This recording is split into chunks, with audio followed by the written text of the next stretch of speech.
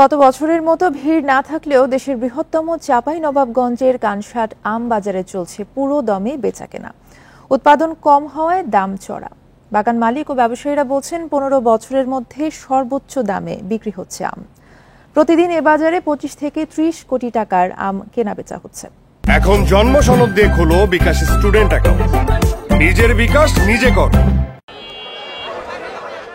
ক্রেতা বিক্রেতাদের হাঁকডাকে মুখর কানসাট আম বাজার। বরি আবহাওয়ার কারণে উৎপাদন কম হয়, দাম চড়া। প্রতিমন ফজলি ও আম্রপালি বিক্রি হচ্ছে ২৬০০ থেকে ৩২০০ টাকায়। ল্যাংড়া ও খিরসাপাত আম বিক্রি হচ্ছে ৬ থেকে ৮,০০০ টাকা মন। তবে উৎপাদন কমের কারণে সব কৃষকের মুখে হাসি নেই।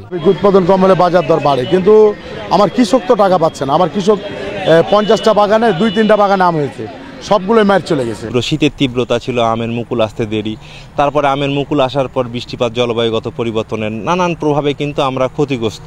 দেশের বিভিন্ন স্থান থেকে পাইকাররা এসে আম কিনছেন। কানসাট বাজার থেকেই প্রতিদিন ২৫০ থেকে ৩০০ টাকা আম সরবরাহ হচ্ছে, যার বাজার মূল্য ২৫ থেকে ৩০ কোটি টাকা।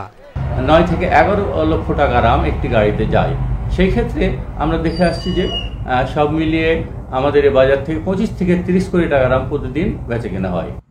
কৃষি বিভাগ বলছে এবছর জেলায় লক্ষ্যমাত্রার চেয়ে ১,৫০,০০০ টন কম আম উৎপাদন হবে। যে এবছর আমরা হয়তো ৪.৫ লাখ মেট্রিক টন উৎপাদন হবে, কিন্তু আসলে এই অল্টারনেট বেয়ারিং এবং এই কারণগুলোর কারণেই আমরা আশা করছি যে এই বছর ৩ লক্ষ মেট্রিক টনের কাছাকাছি আমাদের উৎপাদনটা হবে। এবার আমের উৎপাদন কম হওয়ার কারণ হিসাবে বৈরী আবহাওয়াকে দায়ী করছে কৃষি বিভাগও। Independent news.